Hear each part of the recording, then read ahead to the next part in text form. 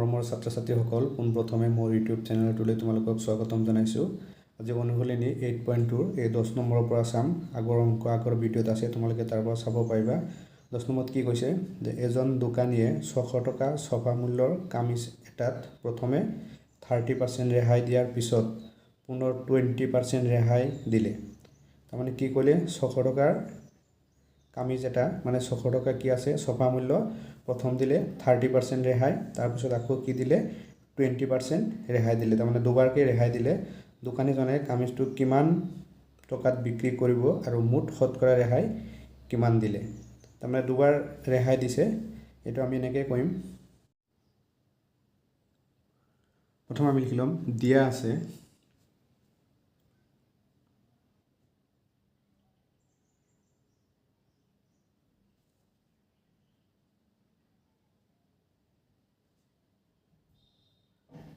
দিয়া আছে কামিজটোৰ ছফা মূল্য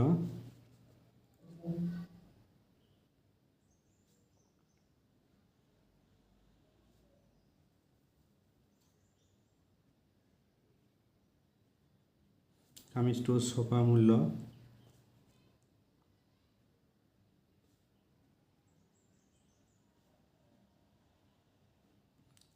ছফা মূল্য কিমান দিয়া আছে 600।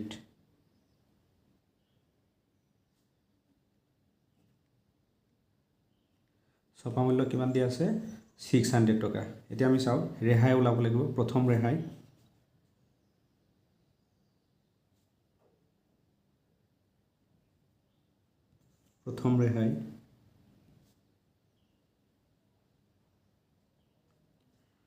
ৰেহাই কি হ'ব আমাৰ 600 টকাৰ কিমান আছিলে 30%।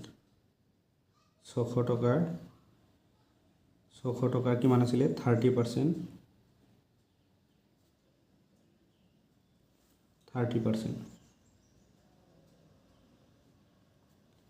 এতিয়া 600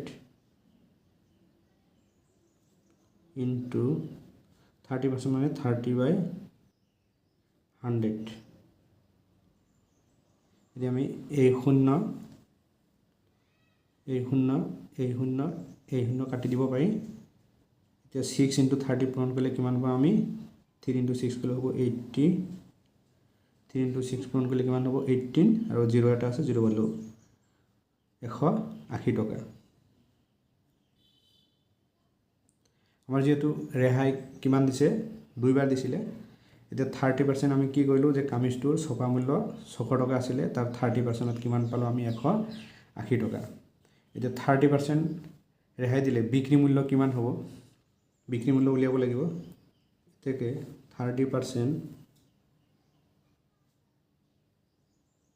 30% ৰেহাই দিলে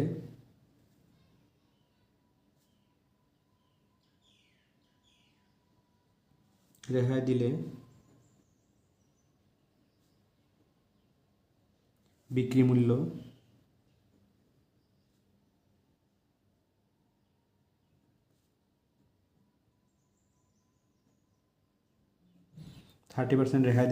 বিক্ৰী মূল্য হ'ব, বিক্ৰী মূল্যৰ সূত্ৰ আমাৰ কি আছিলে ছফা মূল্য মাইনাছ ৰেহাই।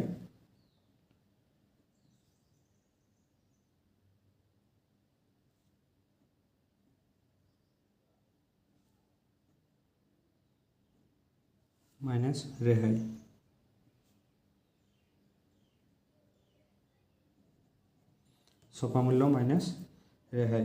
ছফা মূল্য কিমান আছিল আমাৰ 600, ৰেহাই পালোঁ কিমান 180 টকা।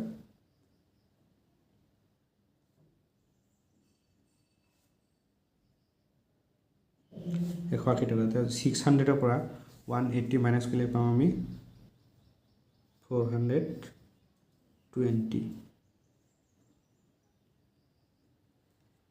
এতিয়া তাৰমানে প্ৰথম আমি কি কৰিলোঁ 30% ৰেহাইটো উলিয়াই ল'লোঁ। তাৰপিছত 30% ৰেহাই হ'লে বস্তুটোৰ বিক্ৰী মূল্য কিমান হ'ব 420 টকা। এতিয়া দ্বিতীয় ৰেহাই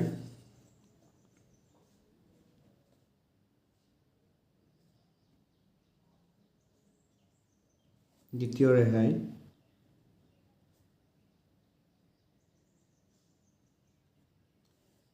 ৰেহাই কিমান হ'ব যেহেতু বিক্ৰি মূল্য কিমান আছিল 420 টকা এবাৰ কি হ'ব এই 420 টকা 20% 420 টকা দ্বিতীয় ৰেহাইটো আমাৰ কিমান আছিল 20% এতিয়া কিমান হ'ব 420 420 টকা ইনটু 20% আছে 20 ডিভাইড কিমান হ'ব 100 এতিয়া আমি এই শূন্য কাটি দিব পাৰিম আকৌ এই শূন্য কাটি দিব পাৰিম এতিয়া 42 আৰু 2 পূৰণ কৰিলে কিমান পাম 2 কিমান হ'ব 4 আৰু 2 4 কিমান হ'ব 8 কিমান পালো 84 টকা 84 টকা পালো আমি এতিয়া আমাৰ নিৰ্ণয় বিক্ৰী মূল্য নিৰ্ণয় কৰিব লাগিব নিৰ্ণয়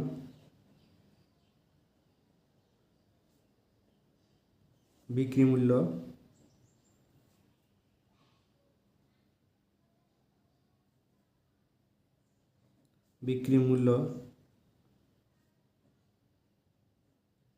নিৰ্ণয় বিক্ৰী মূল্য কিমান হ'ব এটা বস্তু প্ৰথম কি কৰিলে 30% ডিসকাউন্ট দিলে তাৰ পিছত আকৌ দিলে 20% দেন নিৰ্ণয় বিক্ৰী মূল্য কিমান হ'ব এই 420 টকা মাইনাস কিমান হ'ব 84 420 মাইনাস কিমান হ'ব 84 এটো মাইনাস কৰিলে আমি পাম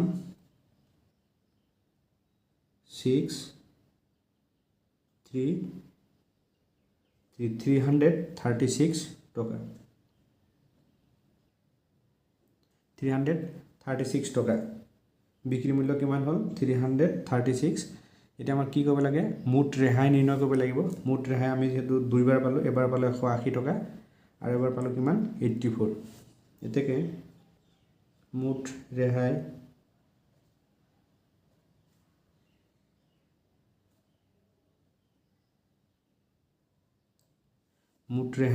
তাৰমানে দুটা প্লাস হ'ব তাৰমানে 30% ত পালো আমি এটা আৰু এটা পালো 20% ত 30% ত কিমান পাইছিলো আমি 180 প্লাস 20% ত কিমান পাইছো 84 এটোটা প্লাস কৰিলে আমি পাম 264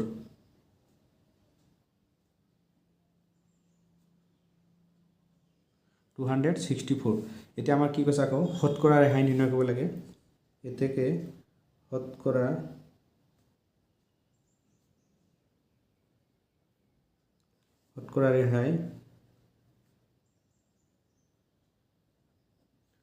ৰেহাই আমাৰ কিমান আছিলে ফৰ্মুলাটো কি আছিলে ৰেহাই আমি ইয়াক কি কৈছো ছপা মূল্যৰে ডিভাইড কৰিছিলো ৰেহাই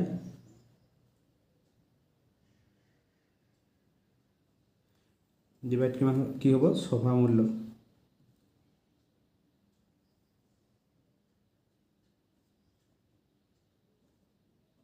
মূল্য ইনটু কিমান আছিল 100%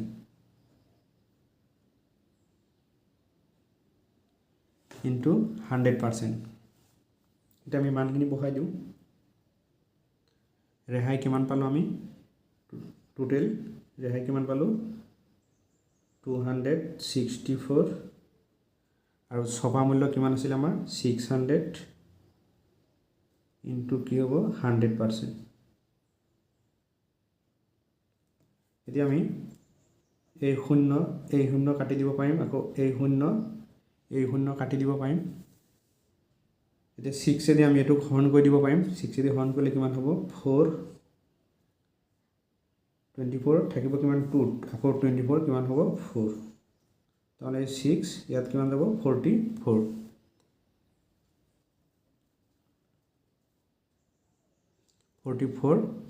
আমাৰ যেটো শতকৰা ৰেহাই ওলাব দিছে এটো কি হ'ব 44% এটো আছিল 10 নম্বৰ आंसर এতিয়া আমি 11 নম্বৰটো চাও এতিয়া আমি 11 নম্বৰটো চাও 11 নম্বৰটো কি কৈছে কমল এখন গাই 4 লাখ টকাত কিনি মেৰামতিৰ বাবদ 10000 টকা খৰচ কৰিলে আৰু হি সুৰেশক 10% লাভত গাইখন বিক্ৰী কৰিলে সুৰেশে আকৌ পিছত গাড়ীখন 5% লাভত দীপকক বিক্ৰী কৰিলে।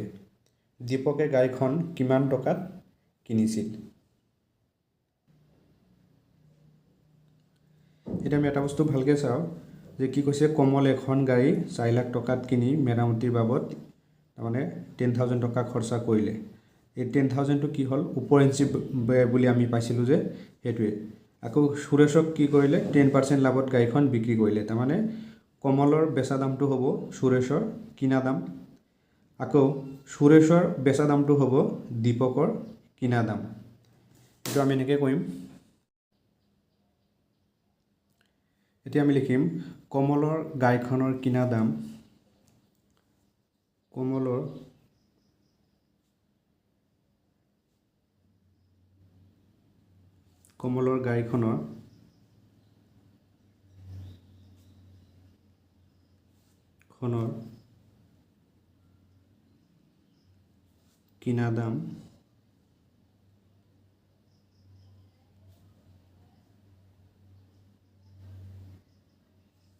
গাড়ীখনৰ কিনা দাম কিমান?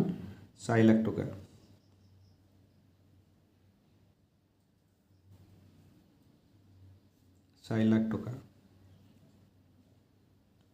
তেওঁ কি কৰিলে, আকৌ মেৰামতিৰ বাবদ মানে উপৰেঞ্চি ব্যয় কিমান কৰিলে?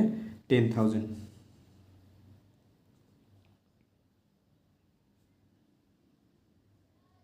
মেৰামতিৰ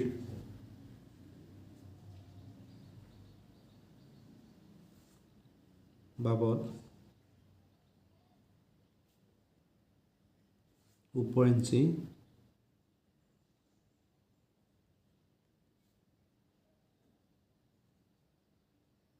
উপৰেঞ্চি ব্যয় কিমান হ'ল? 10,000।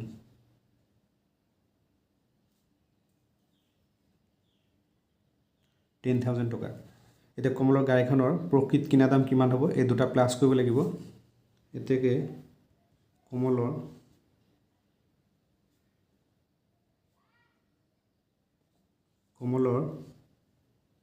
গাড়ীখনৰ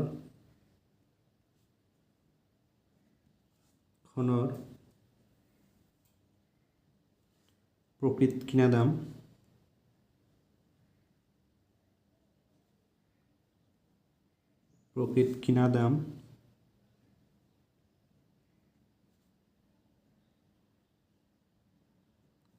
কিমান হ'ব? এইখিনি প্লাছ হ'ব, কাৰণ 4 লাখ টকা দি তেওঁ গাড়ী কিনিলে আৰু কি কৰিলে, 10,000 টকা এই মেৰামতিত খৰচা কৰিলে। এইটো হ'ব তাৰ প্ৰকৃত কিনা দাম। তাৰমানে এই দুয়োটা প্লাছ কৰিব লাগিব। কিমান হ'ব? 4 লাখ প্লাছ 10,000।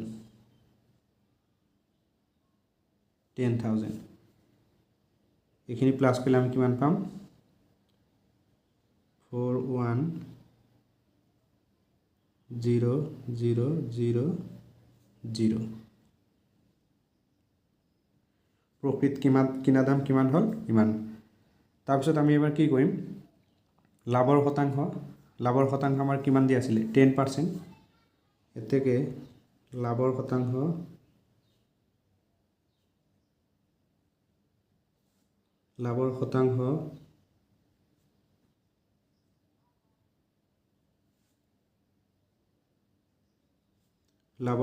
সমান কিমান হ'ব? 10%। এতিয়া কমলৰ গাড়ীখনৰ বেচা দাম, এতেকে কমলৰ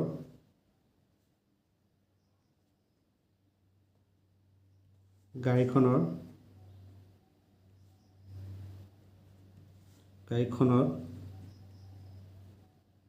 বেচা দাম, আমি ইয়াত কি পালোঁ যে গাড়ীখনৰ প্ৰকৃত কিনা দাম পালোঁ আৰু লাভৰ শতাংশ কিমান আছে? 10%। এতিয়া কমলৰ গাড়ীখনৰ আমাৰ বেচা দাম নিৰ্ণয় কৰিব লাগিব। এতিয়া কমলৰ গাড়ীখনৰ বেচা দামৰ ফৰ্মুলা কি আছিল আমাৰ? যে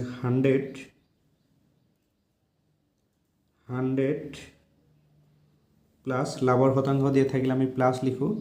আগৰ ভিডিঅ'ত আছে এইবোৰ অংক, যে লাভৰ শতাংশ দিয়া থাকিলে প্লাছ লিখোঁ আৰু লোকচানৰ শতাংশ দিয়া থাকিলে মাইনাছ লিখোঁ। এইটো আমাৰ লাভৰ শতাংশ দিয়া আছে, এইটো আমি প্লাছ লিখিব লাগিব, যে 100 প্লাছ লাভৰ শতাংশ লাভৰ শতাংশ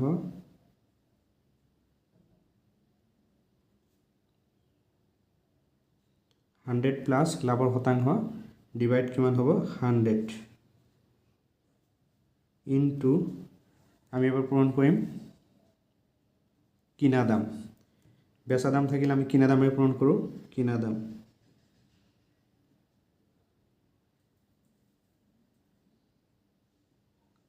আমি কিহেৰে পূৰণ কৰিলোঁ কিনা দাম এতিয়া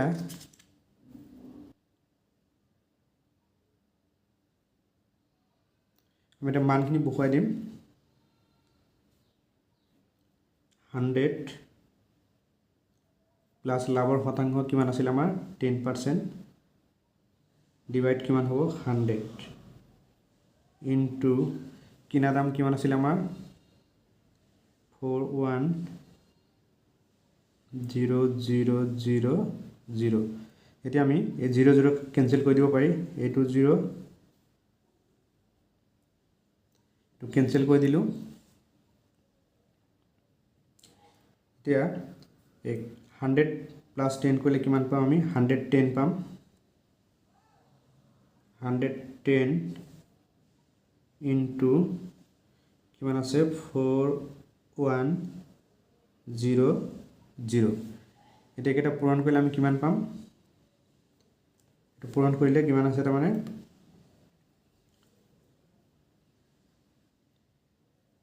41 আৰু কিমান আছে 10 11 তো কিমান হ'ব 1 4 1 4 কিমান পালো 1 5 4 4 5 1 তাৰপিছত ইয়াত 0 এটা আছে আৰু ইয়াত 0 দুটা আছে বহুৱাই দিলে হ'ল মান টকা আকৌ সুৰেশৰ গাড়ীখনৰ কিনা দাম কিমান হ'ব কমলৰ বেচা দামটোৱে কি হ'ব সুৰেশৰ কিনা দাম আকৌ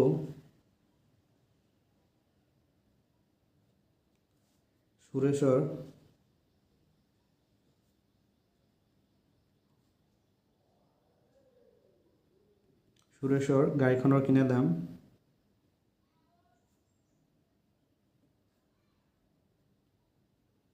গাড়ীখনৰ কিনা দাম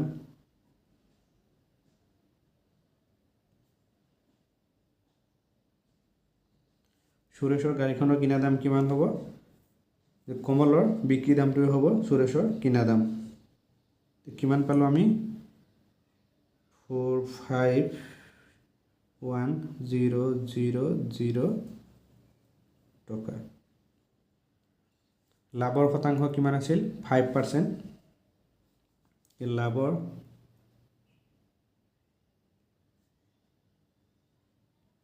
শতাংশ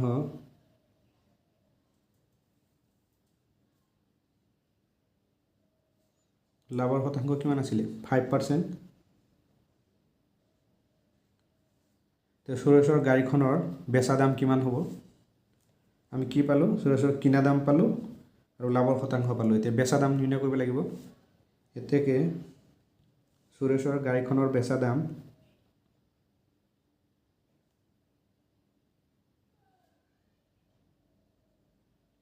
সুৰেশৰ গাড়ীখনৰ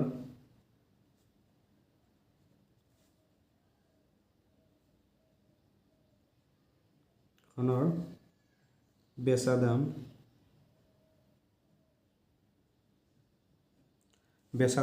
ফৰ্মুলাটো কি আছিল আমাৰ 100 প্লাছ লাভৰ শতাংশ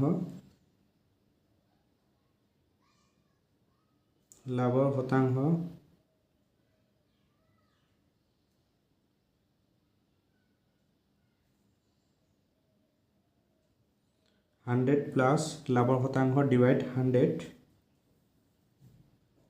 ইনটু আমি কি কৰিম কিনা দামেৰে পূৰণ কৰিব লাগিব ইনটু কিনা দাম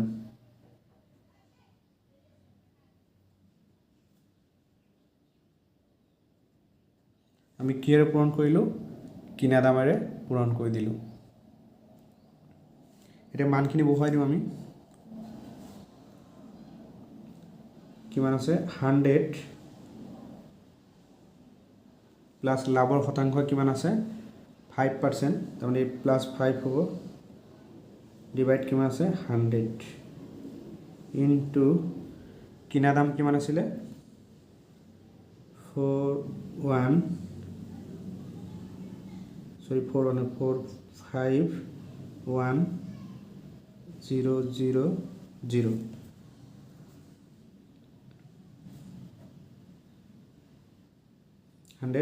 100 প্লাস 5 প্লে কিমান পাম আমি 105 পাম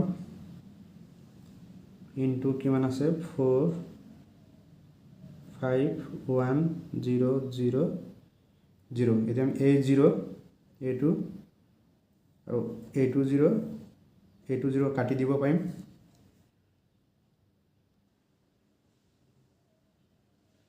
এতিয়া এটো পূৰণ কৰি আমি কিমান পালো 47355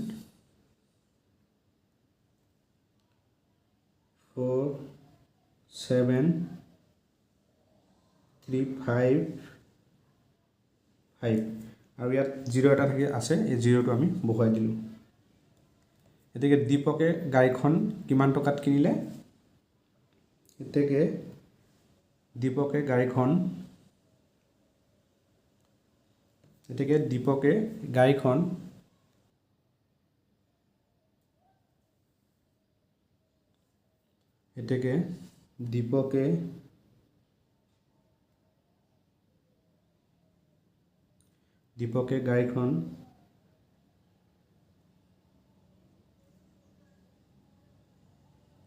দীপকে গাড়ীখন 47355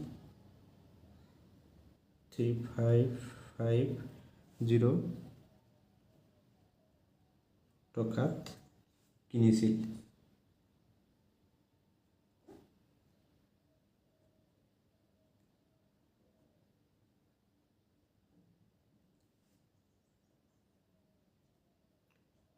এটো হৈ গল আমাৰ 11 নম্বৰৰ এনসাৰ এতিয়া আমি 12 নম্বৰটো চাও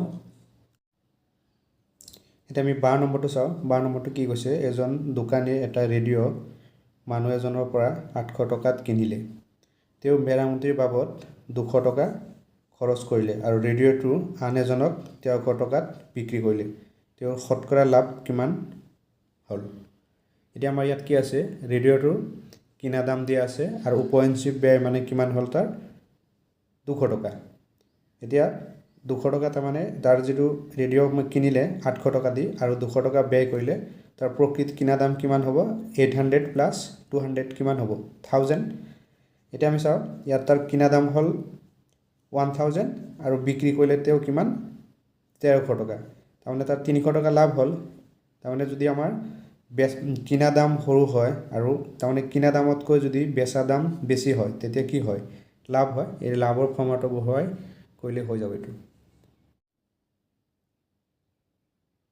12 নম্বৰ লিখিম দিয়া আছে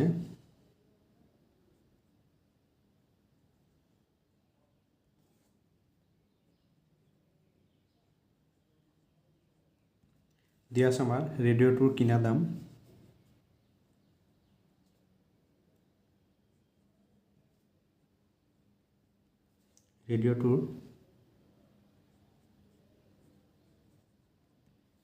কিনা দাম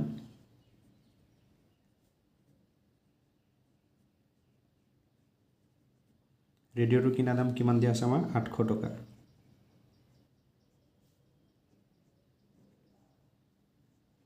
আৰু তেও মেৰামতিৰ বাবদ উপএনচি ব্যয় কৰিলে 200 টকা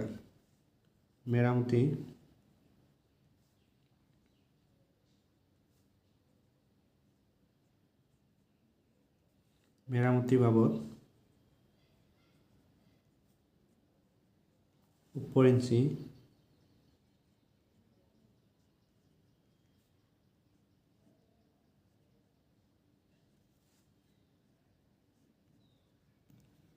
ব্যয় কিমান কৰিলে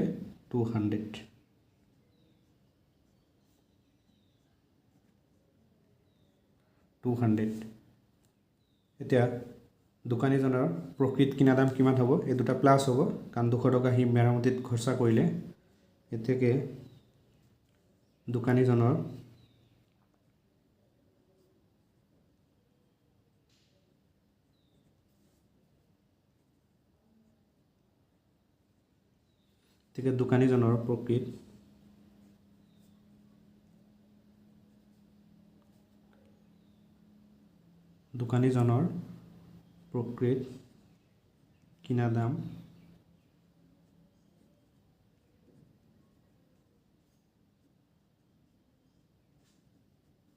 প্ৰকৃত কিনা দাম কিমান হ'ব 800 প্লাস 200 কিমান হ'ব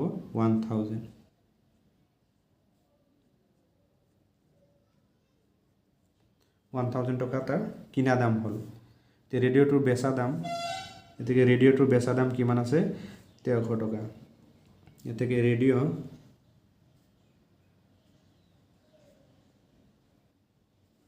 टूर बेचा दाम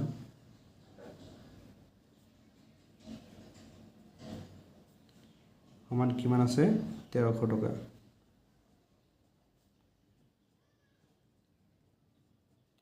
रेडिओटोर बेचा दाम किमान आछे 1300 टका तारमाने आमी चाও जे किना दाम किमान हल 1000 टका और बेचा दाम किमान हल 1300 टका तारमाने बेचा दामটো কি হল বেশি तारमाने लाभ होइसे এতেকে লাভ নির্ণয় কৰিব লাগে আমাৰ এতেকে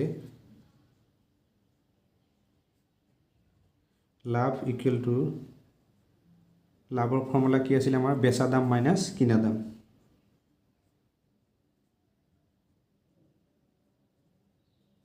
বেচা দাম মাইনাস কিনা দাম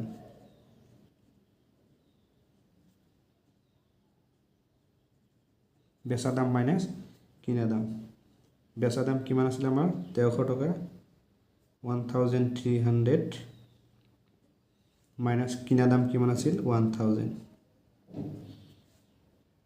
এতিয়া 1300 ৰ পৰা 1000 মাইনাস কৰিলে কিমান পাম আমি 300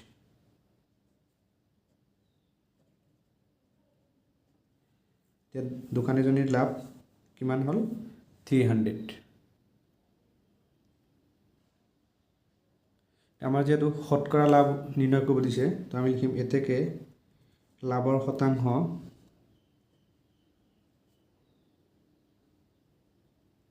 লাভৰ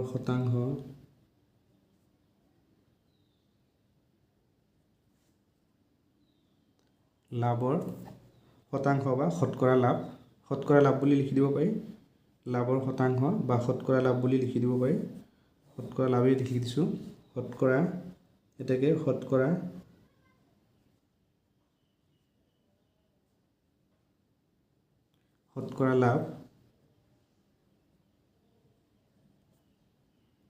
শতকৰা লাভ আমাৰ ফৰ্মুলাটো কি আছিল লাভ ইয়াক আমি কিনা দামেৰে ডিভাইড কৰিব লাগে লাভ ডিভাইড কি হ'ব কিনা দাম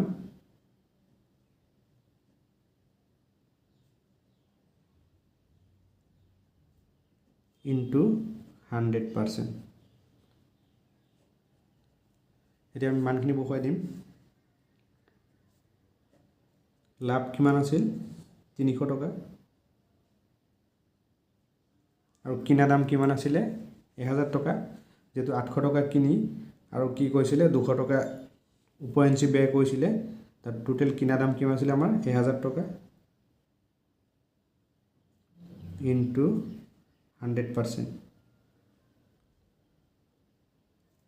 এতিয়া আমি কটাকটি কৰি দিব পাৰিম এই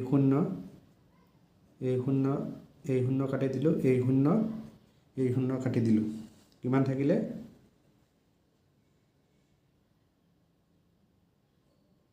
30% এটো আছিল 12 নম্বৰৰ এনসাৰ এতিয়া আমি 13 নম্বৰটো চাও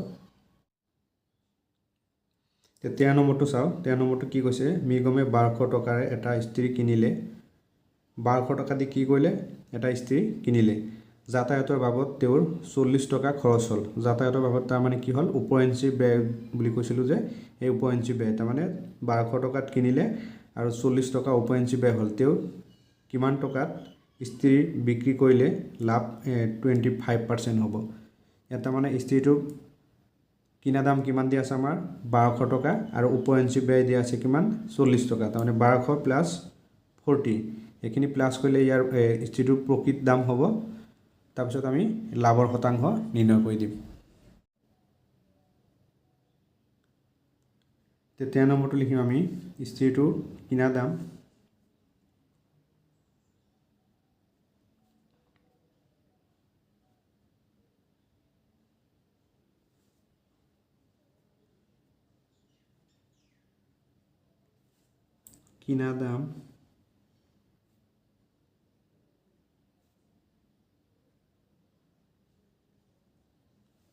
কিমান 1200 টকা।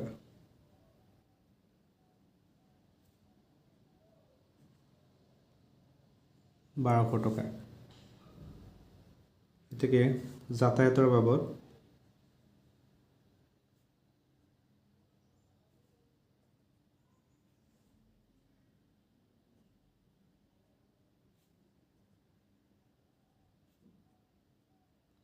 উপৰঞ্চি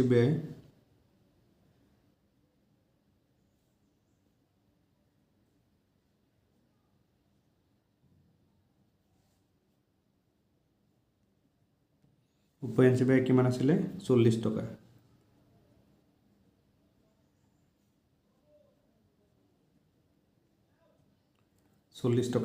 তাৰমানে আমি বস্তু এটা কিনিলোঁ, বস্তু কিনাৰ পিছত যিটো ৰিপেয়াৰিং কৰা হয় নাইবা আপ ডাউনৰ খৰচ এইবোৰ কি হয় উপৰঞ্চি ব্যয়ত পৰে। ইয়াৰ আগৰ ভিডিঅ'ত আছে, তোমালোকে তাৰ পৰা চাব পাৰিবা উপৰঞ্চি ব্যয় মানে কেনেকৈ নিৰ্ণয় কৰে, এক্সাম্পলৰ সৈতে দিয়া আছে, তোমালোকে তাৰ পৰা চাব পাৰিবা। এতিয়া মানুহজনে কি কৰিলে 1200 টকাত বস্তু কিনিলে আৰু 40 টকা তাৰ যাতায়াতৰ খৰচ হ'ল। এতিয়া কিমান হ'ব এই দুটা প্লাছ হ'ব, প্ৰকৃত কিনা দাম কি হ'ব এইটোৰ লগত প্লাছ হৈ যাব। গতিকে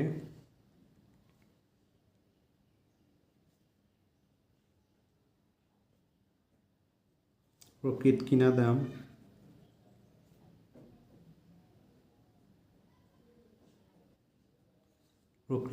কিমান হ'ব 1200 প্লাছ 40 কিন্তু কিমান হ'ব 1240 টকা। এতিয়া আমি লাভৰ শতাংশ নিৰ্ণয় কৰিব লাগে। এতিয়াকে লাভৰ শতাংশ দিয়া আছে আমাৰ, লাভৰ শতাংশ কিমান দিয়া আছে 25%। গতিকে লাভৰ শতাংশ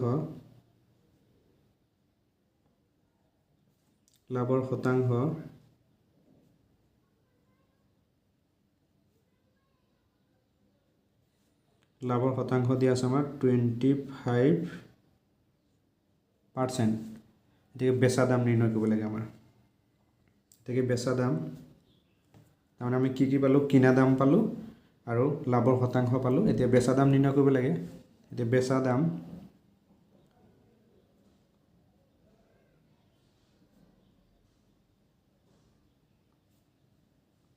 সমান ফৰ্মুলাটো কি আছিল আমাৰ 100 প্লাছ লাভৰ শতাংশ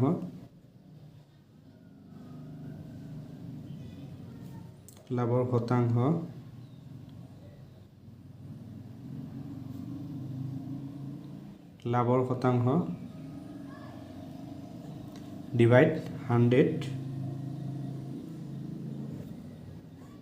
আমাৰ বেচা দাম থাকিলে কিনা দামেৰে পূৰণ কৰি দিম ইনটু কিনা দাম।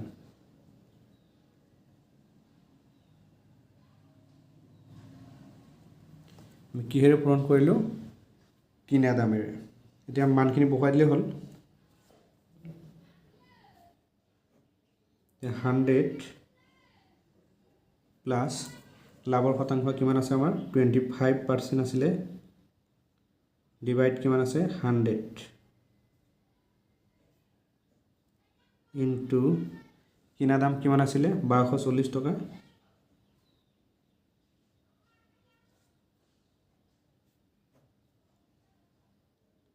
100 প্লাছ 25 কৰিলে কিমান পাম আমি 125 পাম ইনটু কিমান আছে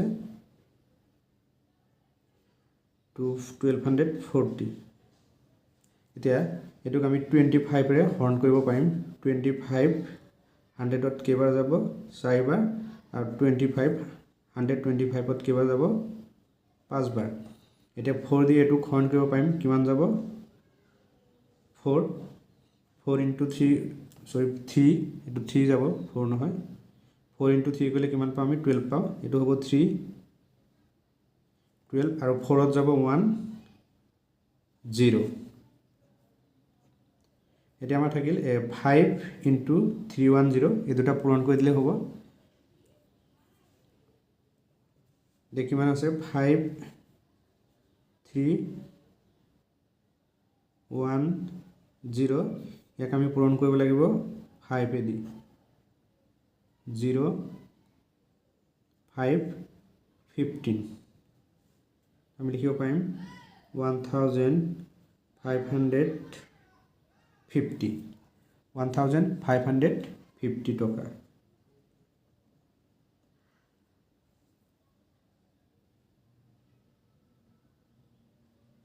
এটা আমাৰ প্ৰশ্নটো আছিল যে কিমান টকাত বিক্ৰী কৰিলে 25% লাভ হ'ব এতিয়া 1550 টকাত যদি বিক্ৰী কৰে তেতিয়া 25%